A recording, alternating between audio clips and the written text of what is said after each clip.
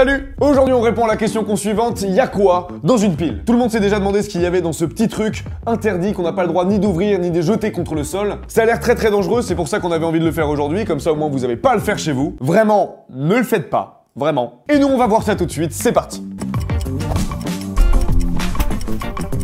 Alors avant de comprendre ce qu'il y a dans une pile et comment ça fonctionne, on va faire un léger petit rappel sur ce que c'est l'électricité. Alors évidemment, là on s'attaque à un gros sujet, on pourrait parler pendant des heures, donc nous on va vous faire vraiment quelque chose de très simplifié. L'électricité c'est donc l'énergie produite par le déplacement de particules élémentaires chargées négativement, qu'on appelle communément les électrons. En réalité, ils gravitent autour des atomes, mais certains atomes peuvent céder des électrons grâce à des réactions chimiques. Par exemple, si on plonge certains métaux comme du zinc, du fer ou du plomb dans de l'acide, les atomes vont se détacher et céder des électrons. Donc là on se retrouve avec des atomes qui cèdent leurs électrons, mais c'est pas suffisant pour créer de l'électricité. Comme on l'a dit plus haut, l'électricité c'est l'énergie produite par le déplacement de ces électrons. Et ça tombe bien parce qu'un électron ça n'aime pas du tout rester en place. Pour être libéré, un électron doit être immédiatement capté par un autre atome. Pas n'importe lequel, car il faut que ce soit un atome à qui il manque des électrons. On parle ici d'un atome qui est donc chargé positivement, un cation. Et c'est exactement comme ça que ça fonctionne, une pile. D'un côté, on a une réaction qui va libérer les électrons, et de l'autre, une réaction qui va les capter. Et entre les deux, on va les forcer à passer par un circuit. Et avec ça,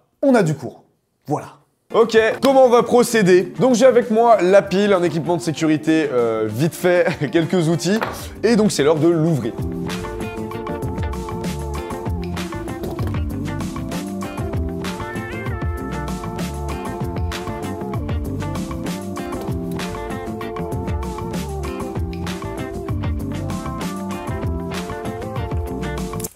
Wow!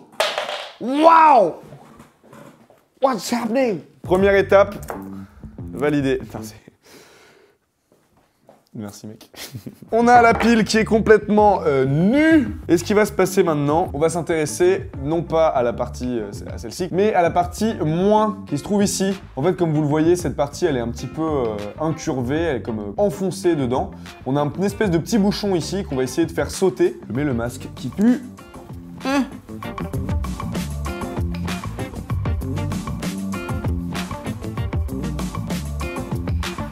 On n'a plus qu'à essayer de choper le petit capuchon et de tirer délicatement pour ressortir la tige et accéder aux composantes du coup de la pile. On voit qu'il y a du jeu, c'est pas mal, ça va pas tarder à lâcher. Ouais, yes. Excellent. On est donc à l'intérieur d'une pile et on va pouvoir étudier ça d'un peu plus près. Donc voici les différents composants de la pile qu'on a devant nous. On a ici une tige en métal qui est plongée, donc je sais pas si on le voit, juste ici, qui est plongée dans de la poudre de zinc, donc cette espèce de petite poudre argentée qu'il y a à l'intérieur. Juste autour, on a une espèce de petite membrane. Et là, en fait, c'est une sorte de travail d'équipe entre la poudre de zinc et la membrane qui va créer la production d'électrons par réaction chimique. Mais cette membrane, elle crée également une autre réaction chimique avec la pâte noire qui est juste à côté, qui est un mélange de dioxyde de manganèse et de poudre de carbone. Réaction chimique qui permet donc à la pâte noire de capter les électrons. Donc pour résumer, cette partie-là va créer la libération des électrons qui vont ensuite partir dans le circuit et puis revenir...